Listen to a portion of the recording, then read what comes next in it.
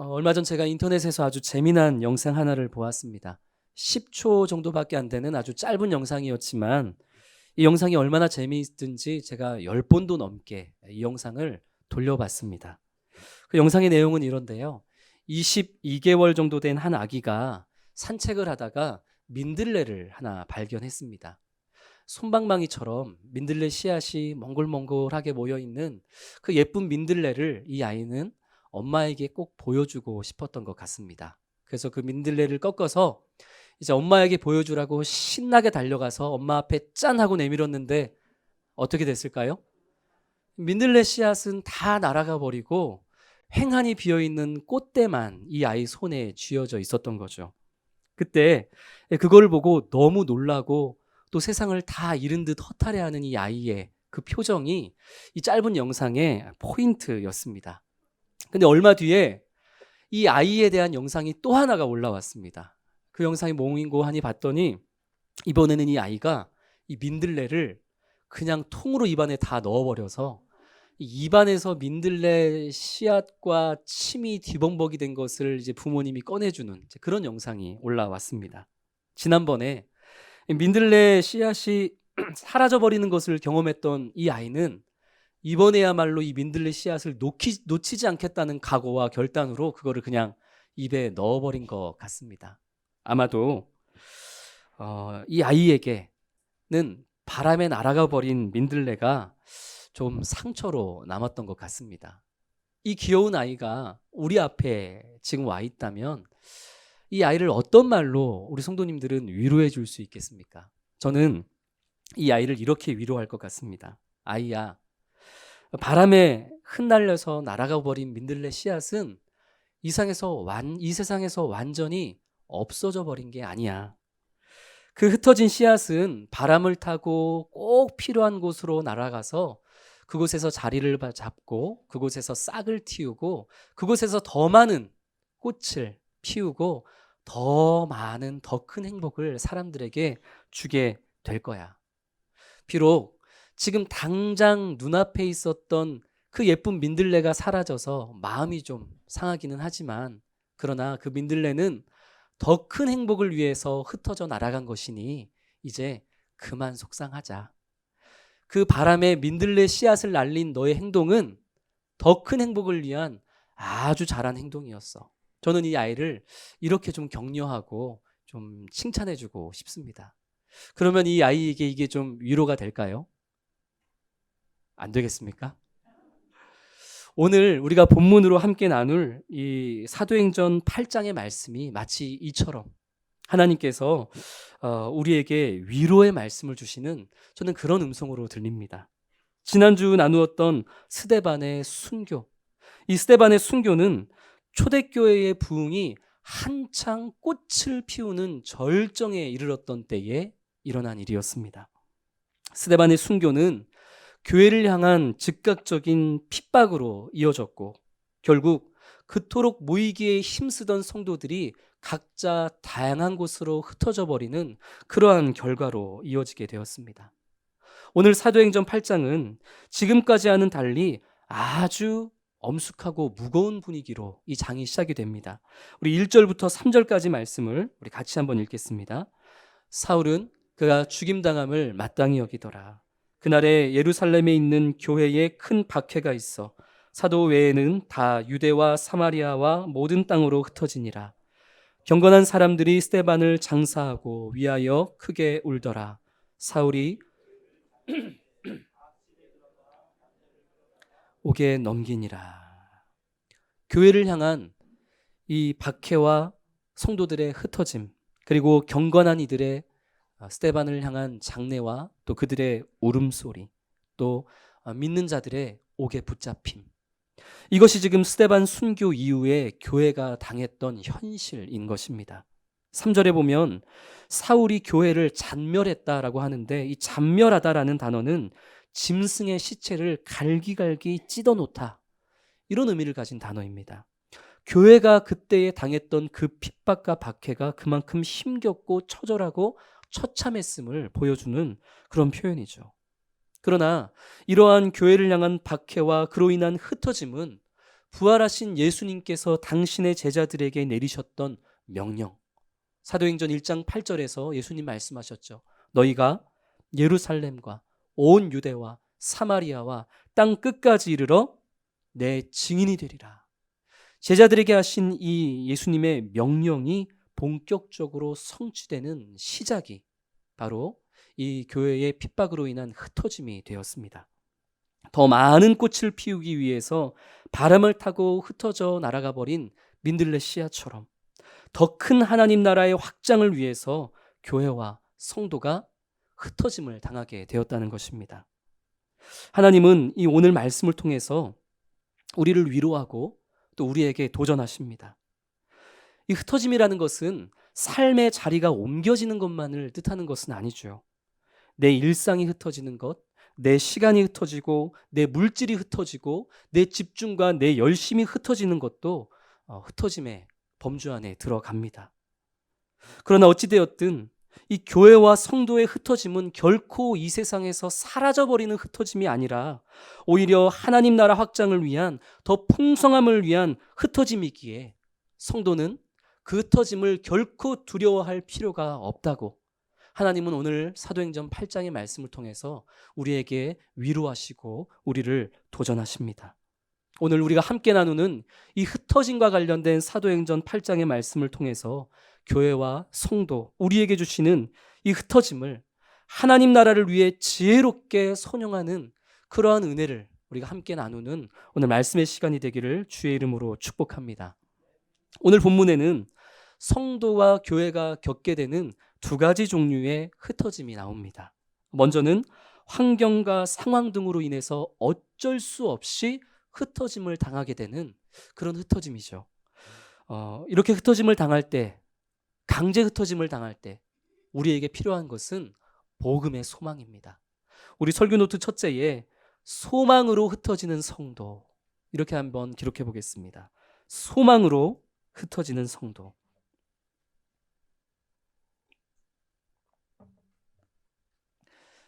우리 오늘 본문 8장 4절 말씀을 한 목소리로 같이 읽겠습니다.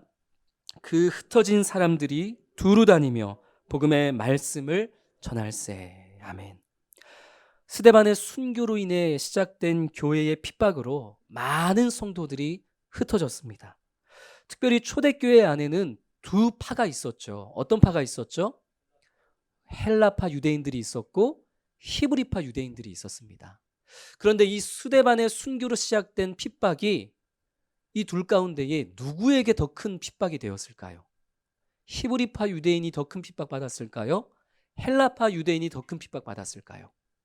당연히 헬라파 유대인이 더 큰 핍박을 받았습니다. 왜냐하면 순교했던 스데반이 헬라파 유대인의 지도자이기도 했고, 또 우리는 스데반의 설교 내용을 기억하고 있죠. 스데반이 설교를 통해 이야기했던 것처럼 이 헬라파 유대인들은 하나님의 임재가 이스라엘에만, 예루살렘에만, 성전이라는 이 특정한 공간에만 제한된다고 그렇게 생각하지 않았기 때문입니다. 하나님의 임재가 어디에든 임할 수 있다. 이것이 스데반의 설교였고 이로 인해서 핍박이 시작되었기 때문이죠. 핍박과 박해를 받아 흩어져 버린 성도들, 그들에게서 우리가 자연스럽게 생각할 수 있는 모습은 어떤 모습일까요? 박해를 받았기 때문에, 생명의 위협을 받아서 흩어졌기 때문에 몸을 숨기거나 신중하게 침묵을 지키면서 그렇게 자기의 안전을 도모하는 것, 그것이 핍박받아 흩어진 자들의 자연스러운 모습 아닐까요? 그런데 오늘 4절 말씀을 보니 이 흩어진 성도들이 그렇게 침묵을 지켰다고 말씀합니까? 아니죠. 오히려 흩어진 성도들은 어떤 모습으로 살아가고 있다고 4절이 말씀하죠? 흩어진 그 성도들이 두루두루 다니며 복음의 말씀을 전했다고 오늘 누가는 증언하고 있습니다. 이 4절 말씀은 정말 중요한 말씀입니다. 지금까지 사도행전 1장부터 7장까지 이 복음의 전도를 주도했던 것은 사도들이었습니다. 또는 스데반과 같은 그런 교회의 사역자가 이 복음 전파의 사역을 담당하고 있었죠. 그러나 이제 이 복음을 전하는 주체가 그런 교회 안에 있었던 전임 사역자들에서 일반적인 성도님들로, 흩어진 성도님들로 그렇게 확장이 되어지고 있다라는 사실을 오늘 4절 말씀이 분명하게 우리에게 말씀하는 것입니다. 교회에 대한 공격과 박해, 그로 인한 흩어짐이 오히려 더 많은 곳에 더 많은 사람들로 하여금 복음을 증거하게 되는 이런 놀라운 교회 확장으로 이어지게 되었더라. 오늘 4절은 이 놀라운 사실을 말씀하고 있는 것이죠. 이런 아이러니한 상황은 흩어지게 되었던 성도들이 불평과 원망으로 삶을 살았던 것이 아니라 그들이 복음의 소망을 꽉 붙잡고 살았기에 가능한 일이었습니다. 스데반이 공회에 붙잡혔을 때에도 두려움 없이 천사와 같은 얼굴로 초연할 수 있었던 이유가 무엇이었습니까? 스데반이 돌에 맞아 죽는 그 야만적인 처형의 순간 속에서도 하늘을 바라보면서 예수님과 같은 용서와 자비의 기도를 드리며 그 인생의 마지막을 평안하게 매듭지을 수 있었던 그 비결이 어디 있었습니까? 그것은 스데반이 그 힘겨운 삶 속에서도 복음 안에서 얻은 소망을, 그 부활의 소망을, 하늘의 소망을 바라봤기 때문이었습니다. 함께 골로새서 3장 1절에서 4절 말씀을 우리 쉬운 성경 번역으로 우리 화면 보며 같이 읽겠습니다. 여러분은 그리스도와 함께 다시 살아났습니다. 그러므로 하늘에 있는 것에 마음을 두십시오. 그곳에는 그리스도께서 하나님 우편에 앉아 계십니다. 하늘에 속한 것을 생각하고 땅의 것에 마음을 두지 마십시오. 옛사람은 죽었으며 이제 하나님 안에서 그리스도와 함께하는 새로운 삶이 감춰져 있습니다. 여러분 모두는 참 생명이신 그리스도께서 다시 오시는 날 영광 가운데 그와 함께 거하게 될 것입니다. 아멘. 핍박으로 인해 흩어져 버렸던 성도들이 감당해야 될 현실은 너무나 힘겨운 것이었습니다. 그러나 그들은 더 이상 이 땅의 것만을 바라보지 않았고 저 하늘에 마음을 두고 저 하늘의 것을 생각하고 하늘의 것에 소망을 두면서 그 힘겨운 핍박과 박해와 흩어짐의 상처로 얼룩진 하루하루를 버티고 견뎌낼 수 있었다는 것입니다. 흩어진 성도들은 먼저 하나님 우편에 계신 예수 그리스도를 생각했습니다. 나를 사랑하시되 끝까지 사랑하신다 하셨던 예수님을 생각했습니다. 그리고 언제 어디서든지 나와 늘 동행하여 주신다는 그 예수 그리스도를 생각했습니다. 무엇보다 지금 이 순간에도 하나님 우편에서 날 위한 중보자가 되어주시고 나와 하나님 사이의 연결고리 대제사장이 되어주고 계시는 예수 그리스도를, 이 복음의 소망을 가진 성도들은 그 핍박과 박해와 흩어진 가운데에서도 늘 묵상하고 바라보고 생각하며 하루하루를 버텨내었던 것입니다. 또한 이 괴로움은 결코 영원한 것이 아니요, 그리스도께서 다시 오시는 날 영광 가운데 그분과 함께 거하게 될 그 천국에서의 삶이야말로 진정한 영원한 삶이라는 그 하늘의 소망을 바라보면서 흩어진 성도들은 그 괴로운 하루하루를 버티고 견뎌낼 수 있었습니다. 하늘의 소망을 바라고 버티고 견뎌내었던 그들의 삶은 정금과 같이 연단되는 삶이 되었고 오히려 더욱더 힘있게 담대하게 예수 그리스도를 전하는 하나님 나라의 통로가 되어졌던 것입니다. 사도 바울은 이 복음의 소망에 대해서 이렇게 또 말씀을 합니다. 골로새서 1장 23절 말씀, 우리 쉬운 성경으로 또 같이 읽겠습니다. 만일 여러분이 들은 복음을 굳게 믿고 그것을 붙들고 있으면 하나님은 그 모든 일을 이루실 것입니다. 믿음 안에서 흔들리지 말고 굳게 서 계십시오. 복음 안에서 받은 소망을 잊지 말기 바랍니다. 이제 그 복음이 온 세계에 퍼져나가고 있습니다. 나 바울은 아멘. 사랑하는 성도 여러분, 초대교회 성도들이 당한 박해와 핍박은 분명 초반에는 모두에게 이것은 불행이다, 이것은 분명 잘못된 일이다 이렇게 여겨졌을 것입니다. 우리를 지켜주지는 못할 망정 오히려 환난을 당하게 하는 것이 말이나 되느냐며 주님을 원망하고 주님을 비난하고 하나님을 떠나가는 이들도 분명 교회 안에 있었을 것입니다. 그러나 이렇게 흩뜨려뜨림을 당하는 중에도 믿음으로 말미암아 복음 안에서 얻게 되었던 그 소망을 꽉 붙잡고 있었던 성도들이 있었습니다. 그들은 어려움 중에도 오히려 더 크고 놀라운 은혜를 누리며 어려움 중에도 오히려 예수 그리스도가 여전히 나와 함께 하심을 더욱더 굳건하게 믿음으로 고백할 수 있는 은혜를 누리며 하나님 나라 확장을 위한 거룩한 통로로 그 기간 동안 연단되며 세워질 수 있었던 것입니다. 사랑하는 성도 여러분, 하나님은 정말 다양한 이유로 우리를 흩으십니다. 오늘 본문처럼 이 복음의 확장을 위해서 우리를 흩어 놓으시기도 하지만 우리의 영적인 깨달음을 위해서 우리를 흩으시기도 하고 또 우리를 보다 성숙한 신앙인으로 성숙히 하시고자 우리의 삶을, 우리의 일상을, 우리의 여러 가지 안정적인 삶을 흩어 놓으시기도 합니다. 그 흩뜨려짐 중에 우리가 붙잡아야 하는 것은 원망과 불평이 아니라 언제나 복음 안에서 주님께서 우리에게 주신 소망이어야 함을 꼭 믿음으로 기억하며 따라가는 성도님들 되시기를 주님의 이름으로 축복합니다. 제가 참 좋아하는 찬양 중에 히즈윌이라는 가수가 부른 둥지를 흩으시고라는 찬양이 있습니다. 이 찬양의 가사가 좀 길지만 제가 좀 짤막하게 요약을 해서 우리 성도님들께 잠시 내용을 들려드리도록 하겠습니다. 나의 열심으로 하나씩 이룬 정성껏 지은 내 삶의 둥지, 내 노력, 내 열정이 담긴 내 귀한 보물, 무엇 하나 버릴 것 없는 내 만족으로 가득 찬 둥지, 그곳에서 행복을 찾던 내 삶에 어느 날 폭풍이 일어나 둥지를 흩으시고 내 보물을 흩으시고 나를 둥지 밖으로 절벽으로 몰아내셨네. 내 정든 둥지는 하나님의 손에 흩어졌으나 이제 나는 더 큰 날개로 하늘을 나른다. 이제 나는 더 큰 믿음, 더 큰 사랑으로 하늘을 나른다.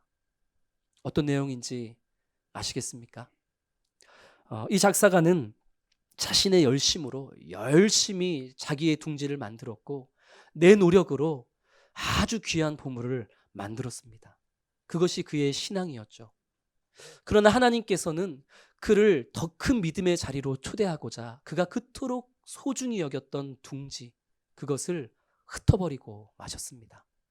그러나 그 흩어짐 속에 이 시인이 십자가 앞으로 나아갔을 때, 그 십자가의 소망을 붙잡았을 때 비로소 둥지는 흩어졌지만 더 큰 날개로, 더 큰 믿음과 소망으로 나는 하늘을 날 수 있었다. 그렇게 고백하고 있는 그러한 시이고 노래입니다. 어제 저녁에 제가 거실에서 왔다 갔다 하면서 이제 설교를 준비하면서 이 부분을 이제 이 시를 읽고 있었는데 옆에서 제 자녀가 이 시를 듣고서는 특히 둥지를 흩으시고 내 보물을 흩으시고 나를 둥지 밖으로 절벽으로 몰아내셨네. 제가 이 시를 읽고 있을 때 옆에 있던 첫째 아이가 그러면 안 되는 거 아니야? 그건 잘못된 거 아니야? 이렇게 이야기를 하는 것입니다. 우리의 삶을 흩으시는 하나님에 대한 솔직한 우리의 반응이죠. 그렇지 않습니까? 아니 복 주셔도 부족한데 왜 우리의 삶을 그렇게 흩어버리시느냐는 말입니다. 솔직한 반응이죠. 그러나 우리가 그런 불평과 원망이 아니라 하나님을 향한 복음 안에서 우리에게 주신 그 소망을 붙잡고 나를 흩으시는 주님을 바라볼 때 우리는 이 흩으심을 원망과 불평이 아니라 오히려 이 흩어진 성도들과 같이 어려움 중에도 버티고 견디고 연단되고 정금과 같이 되어 주님의 거룩한 나라를 위해서 사용되어지는 통로로 우리는 성장하게 될 줄로 믿습니다. 이 흩어짐 속에 원망과 불평으로 점철되는 인생이 아니라 오직 복음의 소망으로 나를 향하신 하나님의 뜻과 계획을 발견하면서 이 시인처럼 더 큰 날개와 더 큰 믿음과 사랑으로 우리를 흩으시는 그 흩으심의 자리를 소망으로 살아가는 우리 모든 성도님 되시기를 주의 이름으로 축복합니다. 성도가 흩어져야만 하는 것은 어쩔 수 없는 상황과 환경 때문만은 아닙니다. 하나님은 이 환경과 상황을 통해서 강권적으로 성도의 삶을 흩어놓으시기도 하지만, 그러나 성도 스스로가 흩어짐의 삶을 결단하도록 그렇게 우리를 도전하고 그것을 요청하시기도 합니다. 우리 설교 노트 둘째에 순종으로 흩어지는 성도들, 이렇게 한번 적어보겠습니다. 순종으로 흩어지는 성도들.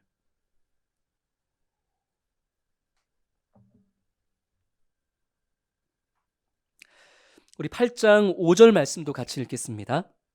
빌립이 사마리아 성에 내려가 그리스도를 백성에게 전파하니. 예루살렘 교회에 대한 박해로 많은 성도들이 흩어졌는데, 그 흩어진 성도들 가운데에는 빌립도 있었습니다. 이 빌립은 스데반과 함께 예루살렘 교회의 7 섬김 사역자로 선출되었던 그 7명 중에 한 명이었죠. 빌립 역시 복음 안에서 얻었던 그 소망을 꽉 붙들고 살아가는 그런 소망의 사람이었습니다. 그래서 박해로 인해서 예루살렘에서 쫓겨나게 되었을 때 내가 왜 쫓겨나고 내가 왜 흩어져야만 되냐고 불평하고 원망했던 것이 아니라, 이 빌립도 이 복음의 소망을 붙잡고 북쪽에 있는 사마리아 지역으로 가서 그곳에서 복음을 전파했습니다.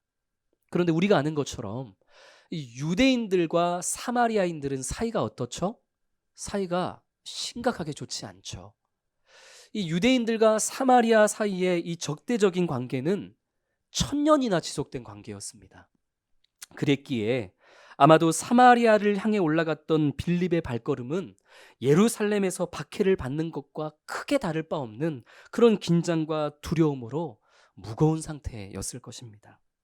그럼에도 빌립은 이 복음의 소망을 붙잡고 사마리아 성을 향해 나아갔고, 이 복음 안에 얻게 되었던 소망을 붙잡고 담대하게 예수 그리스도를 전파했습니다. 그 결과가 어땠을까요? 6절, 7절 뒤이어서 그 결과가 나오는데, 사마리아인들은 빌립이 전하는 그 말과 빌립이 행하는 표적을 보면서 모두가 한 마음이 되어서 빌립이 하는 말을 따랐고, 그 결과 이 사마리아 온 성에 큰 기쁨이 있었더라라고 성경은 증언합니다. 또한 시몬이라는 마술사와 더불어서 많은 남녀가 믿고 세례를 받는 이 놀라운 역사가 사마리아 성에 일어났더라 하는 그 결과를 또 우리가 함께 보게 되는 것이죠. 사마리아에서 일어났던 이 놀라운 회심과 부흥의 사건들을 통해서 빌립의 마음은 한껏 고무되어져 있었을 것입니다. 사마리아 성에서의 이 부흥은 박해로 인해 흩어짐의 상처를 받았던 빌립의 마음에 정말 큰 위로와 위안과 안정이 되어졌을 것입니다.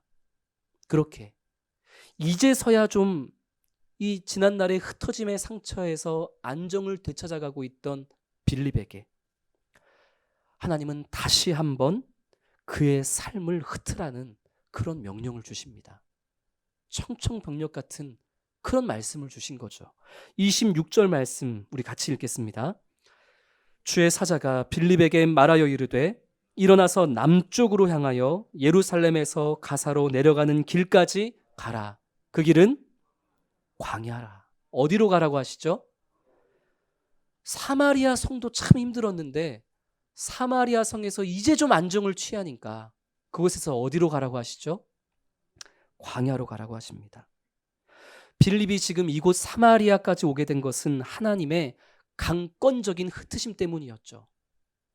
억지로 그의 환경을 흩으셨기에 소망을 붙잡고 사마리아까지 오게 되었습니다. 그런데 이번에는 빌립의 자발적인 흩어짐의 결단을 하나님이 요청하고 계신 것입니다. 낯선 사마리아 땅에 와서 이제 겨우 좀 안정을 되찾았는데 이곳에서 쌓아온 것들을 기반으로 이제 좀 제대로 된 사역을 할 수 있게 된 것 같은데 하나님은 그 모든 것들을 다 흩어버리라고 지금 명령하고 계신 것입니다. 우리는 이렇게 종종 너무나 불친절한 하나님을 만나게 될 때가 있죠.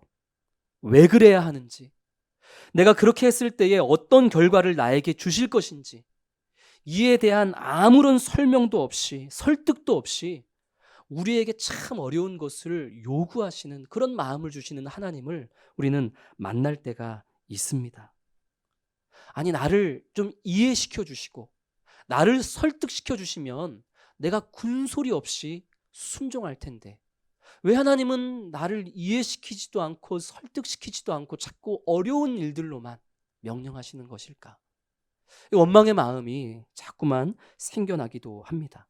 저처럼 이 심보가 고약한 사람들, 저는 평소에 잘 하지도 않지만 설거지를 해야 되겠다 마음을 먹었다가도 설거지 좀 해, 이런 소리 들으면 안 합니다. 분리수거를 내가 좀 해야 되겠다 마음을 먹고 이제 옷을 입고 있다가도 옆에서 분리수거 좀 해, 이런 말 들으면 입던 옷도 벗어버립니다. 아주 못된 심보죠. 나를 움직이려면 그에 대한 충분한 이해와 그에 대한 정성을 좀 보여라, 그런 이런 교만한 마음이 있는 것입니다. 이런 심보가 고약한 사람들은 하나님 앞에서도 마찬가지입니다. 주님, 내게 무엇을 요구하시고 내게 무엇을 명령하시려거든 내가 왜 그래야만 하는지, 내가 그것을 했을 때 어떤 결과가 일어날 것인지 좀 보여주십시오. 아니, 그래야 내가 순종할 수 있을 것 아닙니까? 그래서 우리는 하나님의 명령 앞에 머뭇거립니다.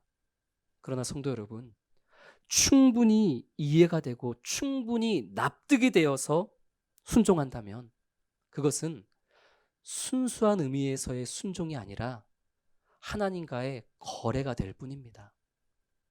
하나님은 우리에게 거래를 원하시지 않습니다. 여호와여 말씀하옵소서, 주의 종이 듣겠나이다. 모든 하나님의 계획과 생각과 뜻은 언제 어디서나 완전하고 완벽하다는 그 믿음의 고백으로 주님 말씀하옵소서, 다 이해할 수 없더라도, 주님의 계획이 제 안에 다 그려지진 않더라도 완전하신 하나님의 뜻에 종된 저는 그저 순종하겠습니다.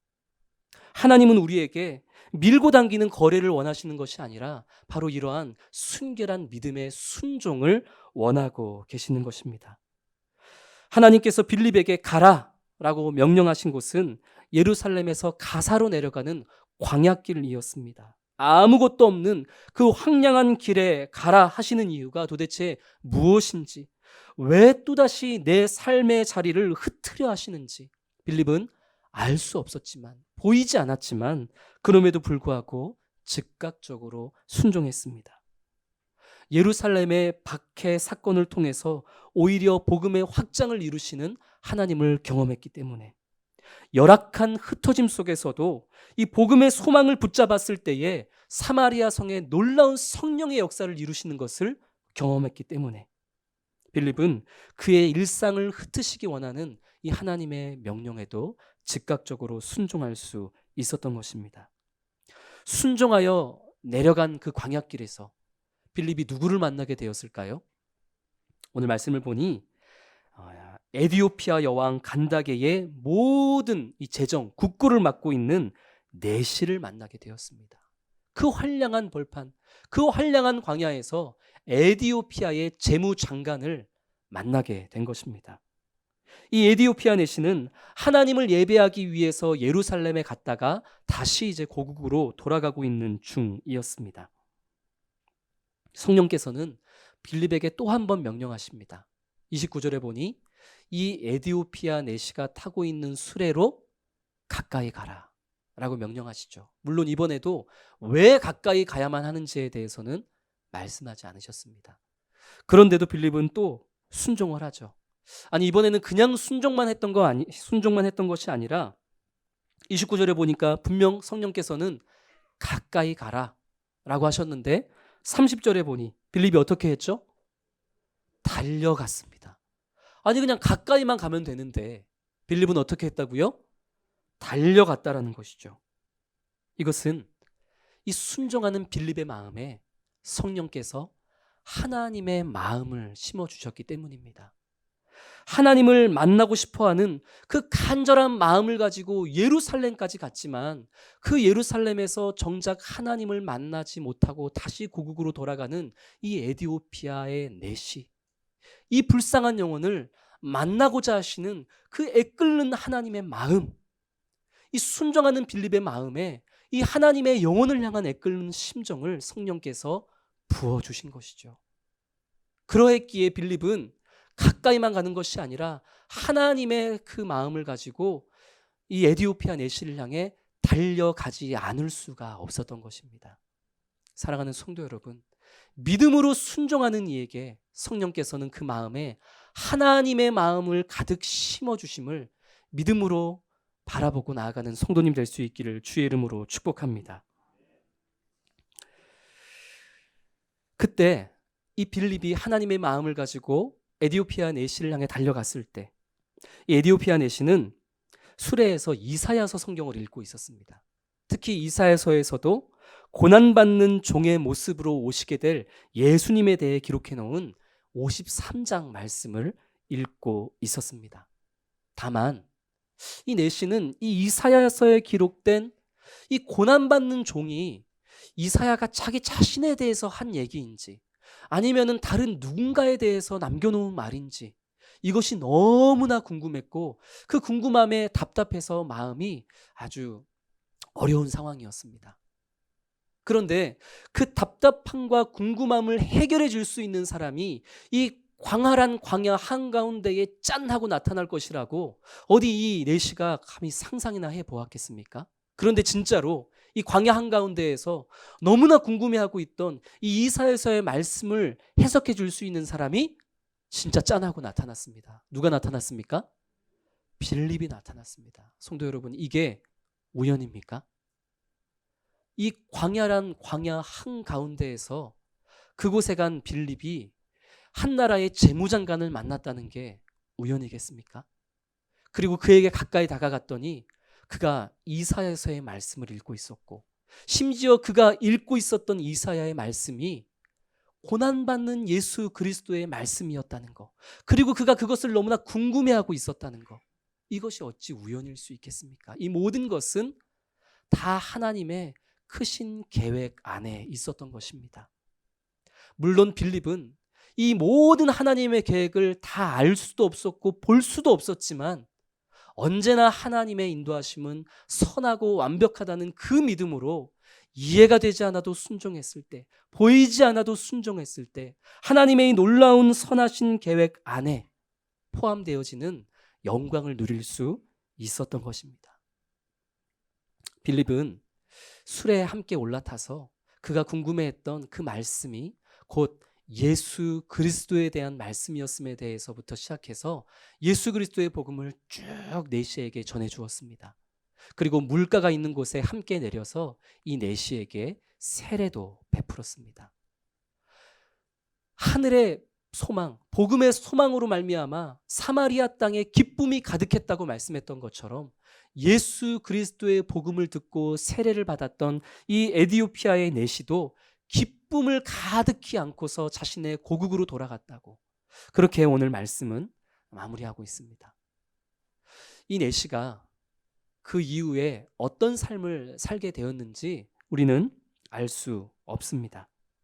그러나 우리가 기대하고 있는 것처럼 이 예수님의 제자를 우리가 사도라고 하고 이 사도들의 제자를 우리는 교부라고 하는데, 이 초대 교부 중에 한 명이었던 이레나이우스라는 사람의 기록에 의하면 이 빌립을 만나고 고향으로 돌아갔던 에디오피아 내시는 훗날 아프리카 땅에 복음을 전하는 전도자가 되었다, 그렇게 기록을 하고 있습니다.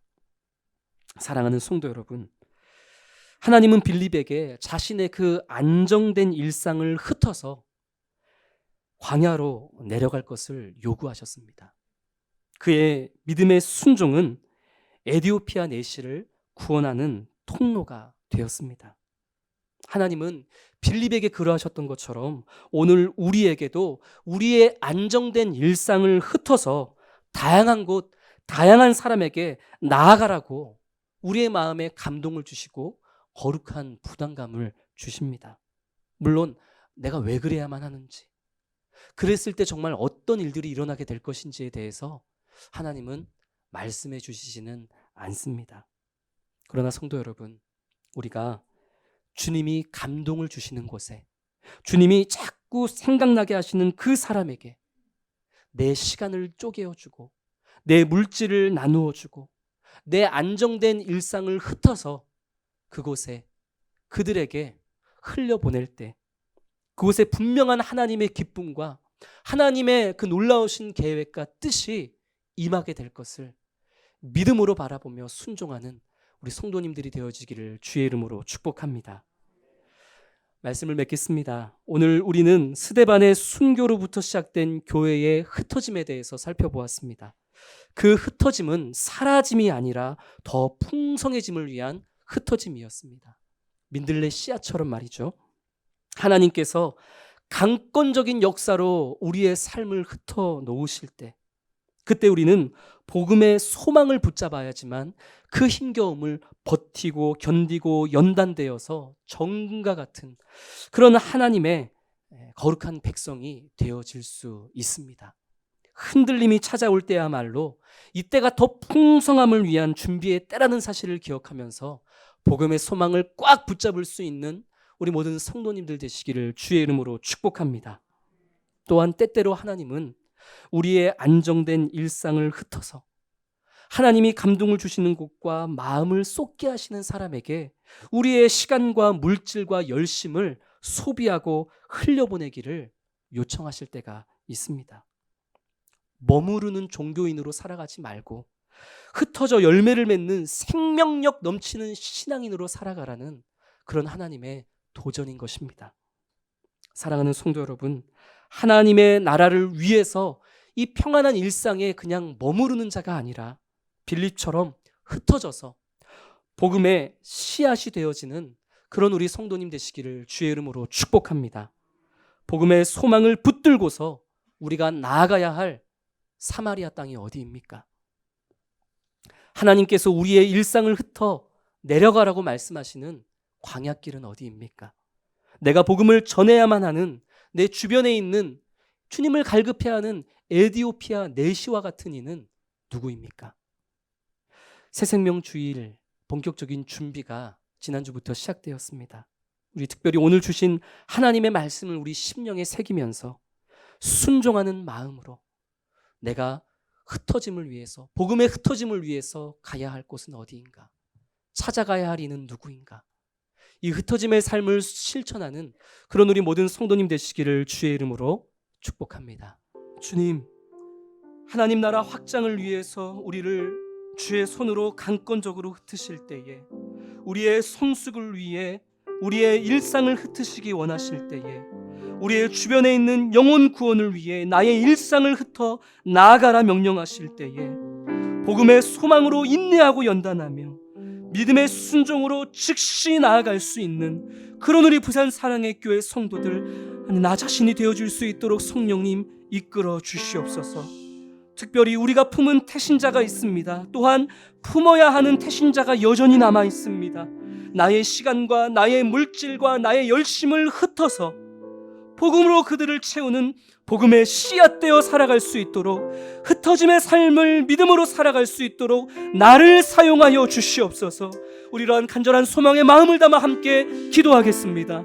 거룩하신 아버지 하나님, 주 아버지 하나님, 주님 흩어짐의 삶을 살아가는 우리 성도들 되어지기를 원합니다. 그저 머물러 안주하는 종교인의 삶이 아니라 아버지 하나님 흩어져 생명력 있는 아버지 하나님 신앙인으로 아버지 주님 주신 모든 하루하루의 삶을 살아내는 아버지 우리 성도들이 되어줄 수 있기를 아버지 하나님 간절히 원하고 원하오니 아버지 하나님 주여 주님의 강권으로 우리가 흩어질 때에 원망과 불편함이 아니라 아버지 하나님 온전히 살아계신 주님을 의지하고 복음 안에서 얻은 소망으로 말미암아 주님을 바라보고 하늘의 것을 아버지 하나님 더욱더 생각하고 묵상하는 가운데에 아버지 하나님 더욱더 버티고 견디고 연단되고 인내하여 주의 나라를 위한 아버지 축복의 통로로 사용되어지는 그런 아버지 우리 성도들 되어질 수 있도록 주님 인도하여 주옵소서.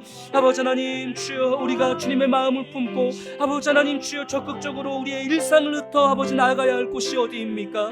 아버지 하나님 주 우리가 나아가야 할 사마리아 땅과 아버지 우리가 나아가야 할 흩어져야 할 그 아버지 에디오피아와 네시아 같은 이들을 향해서 아버지 우리의 시간과 열심과 물질을 흩어 쏟아내며 아버지 하나님 그들을 위한 아버지 하나님의 미랄이 되고 아버지 하나님 복음의 씨앗 되어 흩어져 날아가는 그런 우리 모든 성도들 되어줄 수 있도록 아버지 하나님 인도하여 주시옵소서. 주님 아버지 감사합니다. 거룩하신 아버지 하나님, 주님께서 우리의 삶을 다양한 이유로 강권적으로 흩으실 때에 그 흩으심 앞에 원망과 불편으로 원망과 그 상처로 주님 앞을 살아가는 것이 아니라 복음을 통해서 주님이 주신 그 하늘의 소망을 바라보면서 인내로, 그리고 버티고 견디고 정금과 같이 연단되어짐으로 말미암아 결국은 하나님의 영광을 위한 통로가 되어지는 그런 우리 사랑하는 모든 성도들 되어지게 하여 주십시오. 주님께서 우리 각자가 주님의 마음으로 흩어져야 할 것을 또 감동하여 주시고 도전하여 주실 때에 다 이해할 수는 없을지라도 충분히 설득이 되어지지 않고 주님의 놀라운 계획이 보여지지 않는다 할지라도 나의 흩어짐을 통하여, 나의 일상의 흩어짐을 통하여 우리 주님이 행하실 그 완전한 계획이 있음을 신뢰하며 믿음으로 주님이 말씀하시는 곳으로 나아가고 우리의 시간과 물질과 열심과 집중을 소비하고 흩어 하나님의 계획의 일원이 되는 영광 누리는 우리 모든 성도 되게 하여 주시옵소서. 특별히 새생명 주일을 준비하고 있는 이때에 우리 태신자들을 위하여 그들의 마음으로 날아가는 그런 복음의 씨앗으로 하늘에 미랄되어 심겨지는 흩어짐의 삶을 실천하는 우리 모든 성도들 되어지도록 성령 아버지 인도하여 주시옵소서. 우리 주 예수 그리스도의 은혜와 아버지 하나님의 크고 놀라운 사랑하심과 성령의 교통 감화 역사하심이 복음의 소망과 믿음의 순종으로 흩어짐의 삶 살기를 결단하는 모든 성도들 위해 지금으로부터 영원토록 항상 함께 있을지어다. 아멘.